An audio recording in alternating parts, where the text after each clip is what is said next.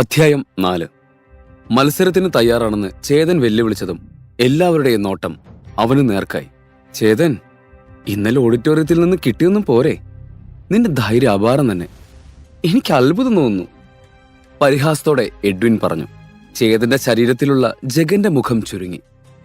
ഇന്നലെ അടി വാങ്ങിയെന്നോ? ഈ ചേതന്റെ ഒരു കാര്യം എന്തൊക്കെയാണ് ഒപ്പിച്ചു വെച്ചിരിക്കുന്നത് അറിയില്ലല്ലോ. ഇനി എന്താണ് മത്സരം എന്ന് പോലും അറിയാതെ വെല്ലുവിളിക്കണ്ടായിരുന്നു. അവൻ മനസ്സിലോർത്തു. തനിക്കിപ്പോഴും പഴയ ചേതന്റെ ജീവിതത്തെക്കുറിച്ചോ ഈ മായിക ലോകത്തെക്കുറിച്ചോ കാര്യമായി ഒന്നും അറിയില്ലെന്ന ചിന്ത അവനെ ആകുലപ്പെടുത്തി. ചേതൻ, ഞാൻ റെഡി. ജഗന്റെ ആത്മാവ് ചേതന്റെ ശരീരത്തിൽ മുഴുവനായി അലിഞ്ഞു ചേരാത്തതുകൊണ്ട് തന്നെ അവന്റെ ശരീരം ദുർബലമായിരുന്നു. ഈ സമയം താൻ എഡ്വിനെ നേരിട്ടാൽ തോൽവി ഉറപ്പാണ്. കാരണം എന്നേക്കാൾ ശക്തി ഇപ്പോൾ എഡ്വിനുണ്ട്. നീ എന്താ ആലോചിക്കുന്നേ? വെല്ലുവിളിക്കേണ്ടിയിരുന്നില്ലെന്ന് തോന്നുന്നുണ്ടോ? സാരമില്ല, ഇത്തരം പോരാട്ടങ്ങൾ ഇവിടെ സ്ഥിരം നടക്കുന്നതാണല്ലോ. നിനക്കാണെങ്കിൽ തോറ്റു എക്സ്പീരിയൻസും ഉണ്ട്. എഡ്വിന്റെ സംസാരം കേട്ട് അവിടെ കൂടിയവരെല്ലാം ചേതനെ പരിഹസിച്ച് ചിരിച്ചു.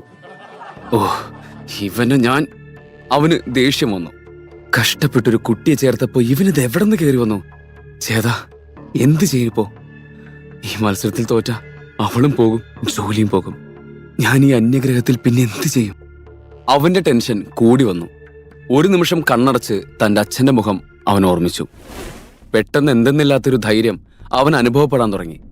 അച്ഛൻ തന്റെ ഉള്ളിലിരുന്ന് തന്നെ പ്രോത്സാഹിപ്പിക്കുന്ന പോലെ അവന് തോന്നി. ഞാനും റെഡി. തന്റെ ആത്മവിശ്വാസം വീണ്ടെടുത്ത ചേതൻ ഉറക്കെ വിളിച്ചു പറഞ്ഞു. എലിജിബിലിറ്റി റൗണ്ടിൽ 0 കിട്ടിയ ചേതൻ സാർ വീണ്ടും എഡ്വിൻ സാറിന്റെ കൂടെ മത്സരിക്കാൻ പോകുന്നു. കൊള്ളാലോ, അയാൾക്കിനി മതിയായില്ലേ? ക്യാൻറ്റീനിലിരുന്ന ചില വിദ്യാർത്ഥികൾ മത്സരം കാണാനായി ആകാംക്ഷയോടെ അങ്ങോട്ട് ചെന്നു. എന്താണ് മത്സരം എന്ന് പോലറിയത് എന്ത് ചെയ്യാനാണ്? വരട്ടെ, നോക്കാം എന്ന് ചിന്തിച്ചുകൊണ്ട് ചേതൻ എഡ്വിനെ നോക്കി. അങ്കത്തട്ടിൽ അവർ മുഖാമുഖം നിന്നു. മത്സരം തുടങ്ങാനിരിക്കെ പെട്ടെന്ന് അവനൊരു ബുദ്ധി തോന്നി. യെസ്! എഡ്വിൻ, എന്തിനാണിപ്പോ നമ്മുടെ ഇടയിലൊരു മത്സരം? അത് ഇന്നലെ നടന്നതല്ലേ? കാണുന്നവർക്ക് ബോറടിക്കും. ഒരു കാര്യം ചെയ്യാം, നമുക്ക് ഇത്തിരി മാറി ചിന്തിക്കാം. കണ്ണിറുക്കിക്കൊണ്ട് ചേതൻ പറഞ്ഞു. മത്സരത്തിൽ നിന്ന് പതിയെ ഒഴിവാവാൻ ചേതൻ ശ്രമിക്കുകയാണെന്ന് എഡ്വിൻ ശങ്കിച്ചു. എന്തേ, നിന്റെ ധൈര്യമൊക്കെ ചോർന്നു പോയോ? അതോ നിനക്ക് ഇപ്പോ തന്നെ മത്സരഫലം മനസ്സിലായോ? അല്ല, ഒന്ന് ചിന്തിച്ചാൽ എത്രയാണെന്ന് വെച്ചിട്ടാ നീ തോക്കുന്നത്? അല്ല, എന്താ ഞാൻ മാറി ചിന്തിക്കേണ്ടത്? പറ, കേക്കട്ടെ. ചേതനെ പരിഹസിച്ചുകൊണ്ട് എഡ്വിൻ പറഞ്ഞു. എന്തുകൊണ്ട് നമുക്ക് നമ്മുടെ വിദ്യാർത്ഥികളെ ഗൈഡ് ചെയ്ത് മത്സരിച്ചൂടാ? നമ്മുടെ ജോലി തന്നെ ഗൈഡ് ചെയ്യുന്നതല്ലേ. അതുകൊണ്ട് നമ്മൾ മത്സരിക്കുന്നതിന് പകരം മത്സരം നമ്മുടെ വിദ്യാർത്ഥികൾ തമ്മിൽ. സിമ്പിളായി ചേതൻ കാര്യം അവതരിപ്പിച്ചു. ശരി, നീ പറയുന്ന പോലെ നടത്താം. പക്ഷെ ഒരു കണ്ടീഷനുണ്ട്. നിന്റെ വിദ്യാർത്ഥിയെ ഞാൻ ഗൈഡ് ചെയ്യും, എന്റെ വിദ്യാർത്ഥിയെ നീ ഗൈഡ് ചെയ്യണം. ഇതിന് സമ്മതമാണെങ്കിൽ ഞാൻ റെഡി, എഡ്വിൻ അവനോട് പറഞ്ഞു. എന്ത്? നിന്റെ വിദ്യാർത്ഥിയെ ഞാൻ ഗൈഡ് ചെയ്യണമെന്നോ? എന്റെ വിദ്യാർത്ഥി ഒരു പാവമാണ്, സത്യസന്ധയാണ്, വിശ്വസിക്കാം. പക്ഷെ നിന്റെ വിദ്യാർത്ഥി ചിലപ്പോ വേണമെന്ന് വെച്ച് എന്റെ കാല് വാരിയാലോ? സംശയത്തോടെ ചേതൻ ചോദിച്ചു. പേടിക്കണ്ട, അങ്ങനെ ചെയ്യാൻ സാധ്യയില്ല. കള്ളത്തരത്തിലൂടെ തോൽപ്പിക്കാനും മാത്രം അത്ര വലിയ ആളൊന്നുമല്ല നീ. എഡ്വിൻ ചിരിച്ചതും ബാക്കിയുള്ളവരും കൂടെ കൂടി. ദേഷ്യത്തോടെ ചേതൻ എഡ്വിനെ നോക്കി. ശരി, മത്സരിച്ചു നോക്കാം, വാ. ഇരച്ചു വന്ന ദേഷ്യം കടിച്ചമർത്തി ചേതൻ മുഖമുയർത്തി പിന്നിൽ നിൽക്കുന്ന മേഘയെ നോക്കി. മത്സരിക്കാൻ തയ്യാറാണെന്ന ആത്മവിശ്വാസം അവളുടെ നോട്ടത്തിൽ പ്രകടമായിരുന്നു. ഈ ആത്മവിശ്വാസമാണ് എനിക്ക് വേണ്ടത്. ഡിയർ സ്റ്റുഡന്റ്, മുന്നിലേക്ക് വന്ന് നിന്റെ പഞ്ചിങ് പവർ കാണിക്കൂ. എല്ലാവരും കാണട്ടെ. കൈകൾ വിരിച്ചു നിന്നുകൊണ്ട് എഡ്വിൻ പറഞ്ഞു. ചേതന മറികടന്ന് മേഘ മുന്നോട്ട് വന്നു നിന്ന് എഡ്വിനെ നോക്കി തലയാട്ടി. ഒരു ദീർഘ നിശ്വാസമെടുത്ത് തന്റെ എല്ലാ ശക്തിയും ഉപയോഗിച്ചുകൊണ്ടവൾ പ്രഭാവലയം പുറത്തെടുത്തു. കൈകൾ ചുഴറ്റിപ്പിടിച്ച് എതിർദിശയിലേക്ക് ആഞ്ഞു വീശി. വെട്ടിത്തിളങ്ങുന്ന നക്ഷത്രം പോലെ ചുറ്റും പ്രകാശം സൃഷ്ടിച്ച് വേഗത്തിൽ മുന്നോട്ട് നീങ്ങി. ഈ കാഴ്ച കണ്ട് ചേതൻ ഞെട്ടിത്തെറിച്ചു നിന്നു. വായുവിനെ കീറിമുറിച്ച് എന്ന ശബ്ദത്തോടെ ആ നക്ഷത്ര വെളിച്ചം കുറച്ചു ദൂരം മുന്നോട്ട് വന്നു. മേഘയുടെ ശക്തിയും പ്രഭാവലയുമെല്ലാം അത്ഭുതകരമായിരുന്നു. അവർ ഇരുന്നിടത്ത് നിന്ന് അല്പം അകലെയായി ഒരു ശിലാസ്തംഭം പൊങ്ങിക്കിടക്കുന്നുണ്ട്. വിദ്യാർത്ഥികളുടെ ശക്തി അളക്കാൻ ഉപയോഗിക്കുന്നതാണിത്. മേഘ തന്റെ നീട്ടിയ കൈകൾ ഒരിക്കൽ കൂടി വേഗത്തിൽ വീശി ചെറിയ നക്ഷത്രം പോലുള്ള വെളിച്ചം ഒരു വലിയ നക്ഷത്രമായി മാറി ശിലാസ്തംഭത്തിൽ ചെന്ന് പതിഞ്ഞു. വലിയ ശബ്ദം കേൾക്കുകയും ശിലാസ്തംഭം പതിയെ പതിയെ സാധാരണ നിലയിലേക്ക് തിരിച്ചു വരികയും അതിൽ 53 എന്ന നമ്പർ പ്രത്യക്ഷപ്പെടുകയും ചെയ്തു. 53 മാർക്ക്, കൊള്ളാം, സൂപ്പർ പഞ്ച്. എഡ്വിൻ പുഞ്ചിരിയോടെ പറഞ്ഞു. മാജിക് സ്കൂളിൽ പുതിയ അഡ്മിഷനായി എത്തിയ ഒരു വിദ്യാർത്ഥിക്ക് ഇത്രയധികം ശക്തിയുണ്ടെന്ന് കണ്ടവർക്ക് ആർക്കും വിശ്വസിക്കാൻ കഴിഞ്ഞില്ല. ചേതനും അത്ഭുതത്തോടെ മേഘയെ നോക്കി. അവളുടെ ശക്തി ചേതനെ വല്ലാതെ ആകർഷിച്ചു. നീ നന്നായി പഞ്ച് ചെയ്തെങ്കിലും നിന്റെ ബോഡി പൊസിഷൻ അത്ര ശരിയല്ല. ഇപ്പോ നീ ചെയ്തത് നേരെ തിരിച്ച് ചുഴറ്റിയെറിഞ്ഞ നിന്റെ ജീവന് തന്നെ ആപത്ത് സംഭവിക്കും. ഇപ്പോ തന്നെ നിന്റെ കാൽമുട്ടിന് പരിക്ക് പറ്റിയിട്ടുണ്ടാവും. ശരിയല്ല ഞാൻ പറഞ്ഞത്? എഡ്വിൻ അവളുടെ അടുത്ത് ചെന്ന് ഗൗരവത്തോടെ ചോദിച്ചു. അതെ, എനിക്ക് ചെറിയ വേദനയുണ്ട്, മേഘ പറഞ്ഞു. അനുഭവ സമ്പത്ത് കൊണ്ട് എഡ്വിൻ കൃത്യമായി ഊഹിച്ചു പറഞ്ഞത് ചുറ്റുമുള്ള എല്ലാവരെയും നിശബ്ദരാക്കി. മേഘ, നീ പുതിയ വിദ്യാർത്ഥിയാണ്. നിനക്ക് ഞാൻ ഒരു ടിപ്പ് പറഞ്ഞുതരാം. കാലിന് വേദനയില്ലാതെ തന്നെ നല്ല റിസൾട്ട് നിനക്ക് ലഭിക്കും. എഡ്വിൻ ചില ഉപദേശങ്ങൾ നൽകി. ശരി സാർ, ഞാൻ ശ്രമിച്ചു നോക്കാം എന്ന് പറഞ്ഞുകൊണ്ട് തന്റെ ഒരു കാല് ഒരു പടി മുന്നിലും മറ്റേ കാല് പിന്നിലും വെച്ച് ശരീരം വളച്ച് കൈകൾ ചുഴറ്റി തന്റെ എല്ലാ ശക്തിയും ഉപയോഗിച്ച് ആഞ്ഞു വീശിയതും നക്ഷത്ര വെളിച്ചം നല്ല ശക്തിയോടെ ശിലാസ്തംഭത്തിൽ ചെന്ന് പതിഞ്ഞ് ആഞ്ഞു കുലുങ്ങി. ഇത്തവണ മാജിക് സ്ക്രീനിൽ 63 എന്ന നമ്പറാണ് പ്രത്യക്ഷപ്പെട്ടത്. മുമ്പത്തേതിനേക്കാൾ 10 പോയിന്റ് കൂടുതൽ. ഒരു ചെറിയ മാർഗനിർദ്ദേശത്തിലൂടെ എഡ്വിന് ഒരു വിദ്യാർത്ഥിയുടെ പ്രകടനം 20% വർദ്ധിപ്പിക്കാൻ കഴിയുമെന്നത് അവിടെയുണ്ടായിരുന്ന എല്ലാവരെയും അമ്പരിപ്പിച്ചു. തന്റെ ടിപ്പ് ഫലം കണ്ടതിൽ എഡ്വിൻ അഭിമാനത്തോടെ പുഞ്ചിരിച്ചു. ഇനി ചേതന്റെ അവസരമാണ്. അവൻ എഡ്വിനെ നോക്കിയതും എഡ്വിൻ ഋഷി എന്നുറക്കെ വിളിച്ചു. എഡ്വിന്റെ വിദ്യാർത്ഥികളിൽ ഏറ്റവും മികച്ചവനാണ് ഋഷി. നീ അവന്റെ അടുത്ത് പോ, എഡ്വിൻ പറഞ്ഞു. സർ, ഞാനോ? വേറെ ആരെങ്കിലും അയച്ചൂടെ? അവൻ നിസ്സംഗതയോടെ പറഞ്ഞു. നീ ധൈര്യമയങ്ങുക, നിന്നെ ഞാൻ ഗൈഡ്. ഇരുവരുടെയും സംസാരം കേട്ട ചേതൻ കൈ നീട്ടിക്കൊണ്ട് പറഞ്ഞു. ഋഷി എന്റെ മിടുക്കനായ ഒരു ശിഷ്യനാണ്. അവനിലൊരു തെറ്റ് കണ്ടുപിടിക്കാൻ ആർക്കും സാധിക്കില്ല.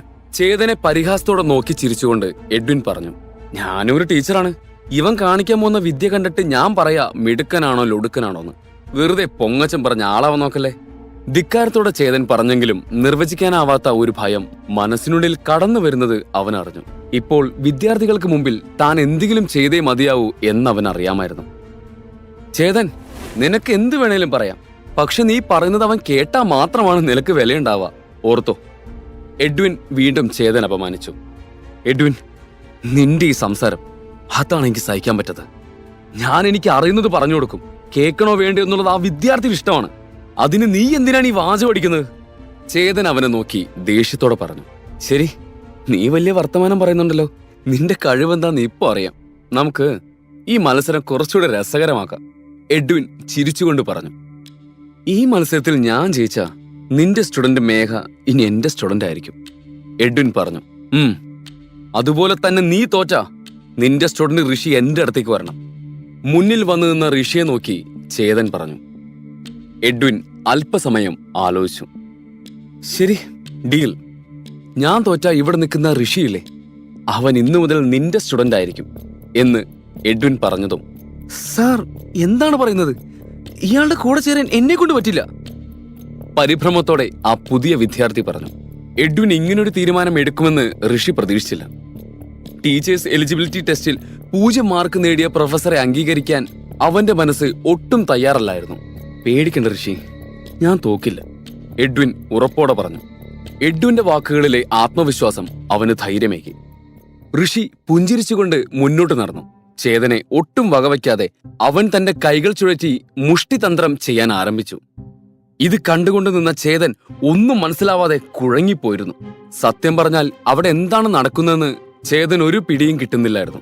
സിനിമയിൽ മാത്രമാണ് അവൻ ഇത്തരം രംഗങ്ങൾ കണ്ടിട്ടുള്ളത്. പെട്ടല്ലോ ദൈവമേ, അലക്സിനെ കാണുന്നില്ലല്ലോ. അല്ലെങ്കിൽ അവനോടെങ്കിലും ചോദിക്കായിരുന്നു. ഇതിപ്പോ ആരുമില്ല ഇവിടെ എന്നൊന്ന് ഹെൽപ്പ് ചെയ്യാൻ. ഞൊടിയിടയിൽ അവന്റെ കണ്ണുകൾ താനെ അടഞ്ഞു. തനിക്ക് ചുറ്റുമുള്ള ലോകം നിശ്ചലമായതായി അവൻ അനുഭവപ്പെട്ടു. അകക്കണ്ണിൽ അവന്റെ ലൈബ്രറി തുറക്കപ്പെട്ടു. ഏതോ ഒരു ദിവ്യ വെളിച്ചം മനസ്സിന്റെ പാതയിലൂടെ കടന്നു പോകുന്നതായി അവന് തോന്നി. ഞെട്ടലോടെ അവൻ അതെല്ലാം നോക്കിക്കൊണ്ടിരുന്നു. അവന്റെ ചിന്താ തരംഗങ്ങൾ പലതും കാണിച്ചു. മുന്നിലെങ്ങും സ്വർണവർണ്ണം നിറഞ്ഞപ്പോൾ അതിനിടയിലൂടെ ഡെസ്റ്റിനി പുസ്തകം പ്രത്യക്ഷപ്പെട്ടു.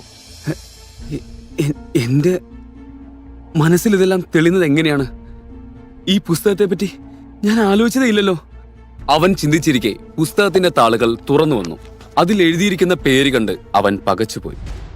ഋഷി. ഞെട്ടലോടെ അവൻ ആ അക്ഷരങ്ങളിലേക്ക് നോക്കി. തൊട്ടു താഴെയായി ബാക്കി അക്ഷരങ്ങൾ തെളിഞ്ഞു വരാൻ തുടങ്ങി. മാന്ത്രിക മഠം കുടുംബത്തിലെ ഇളയ സന്താനം. Level 1 fighter. സ്ട്രെങ്സ് 1.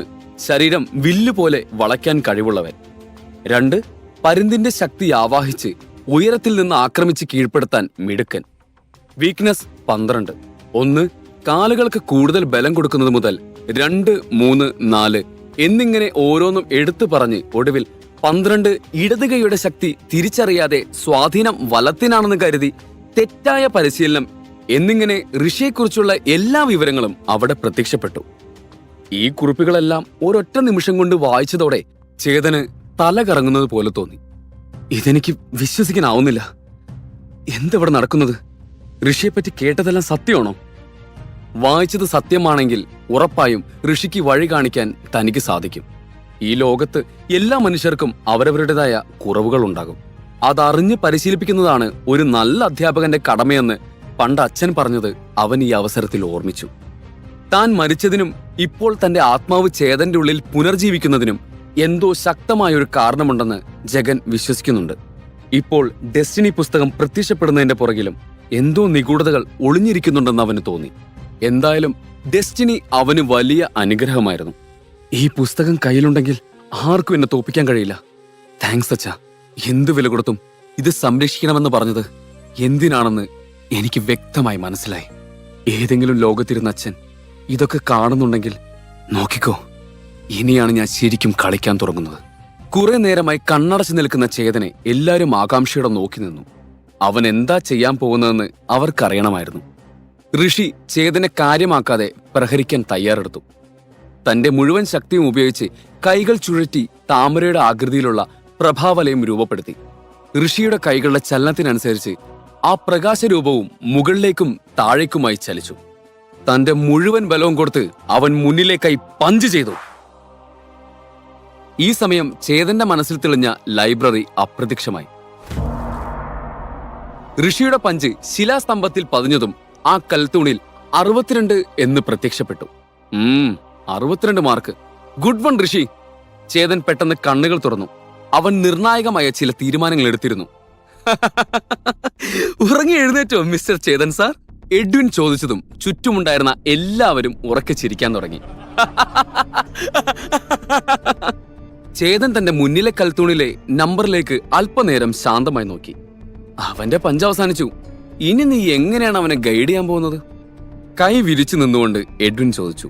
ചേതൻ ഒന്നും മിണ്ടാതെ നിന്നു. തോൽവി സമ്മതിച്ചോ? എഡ്വിൻ പരിഹസിച്ചു. വീണ്ടും ചുറ്റും കൂടിയവർ ചിരിക്കാൻ തുടങ്ങി. ഇന്നത്തോടെ ചേതൻ സാറിന്റെ കഥ കഴിഞ്ഞു. ഇയാൾ ആരെയും ഗൈഡ് ചെയ്ത് ഞാൻ കണ്ടിട്ടേയില്ല. വീണ്ടും പോയി വെള്ളത്തിൽ ചാടുന്ന തോന്നുന്നത്. കുട്ടികൾ പരസ്പരം പറഞ്ഞു ചിരിച്ചു. സൈലൻസ്! എഡ്വിൻ ഉറക്കെ അലറി.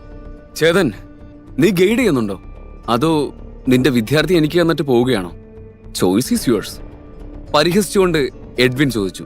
എഡ്വിന്റെ വാക്കുകൾ കേട്ട എല്ലാവരും ടീച്ചേഴ്സ് എലിജിബിലിറ്റി ടെസ്റ്റിൽ 0 മാർക്ക് നേടിയ ഒരാൾ എങ്ങനെയാണ് ഇത്രയും മികച്ചൊരു വിദ്യാർത്ഥിയെ ഗൈഡ് ചെയ്യാൻ പോകുന്നതെന്ന് ചിന്തിച്ച് ചേതനെ ഉറ്റുനോക്കി. എന്നാൽ ചേതന്റെ മനസ്സിൽ ഇപ്പോൾ ഡെസ്റ്റിനി പുസ്തകവും അതിൽ നിന്നറിഞ്ഞ കാര്യങ്ങളുമായിരുന്നു. അതെല്ലാം സത്യമായിരിക്കോ? ഇതിന്റെയൊക്കെ പിന്നിൽ ആരായിരിക്കും? ഇനിയും എന്തൊക്കെ ശക്തികൾ ആ പുസ്തകത്തിനുണ്ടാവും?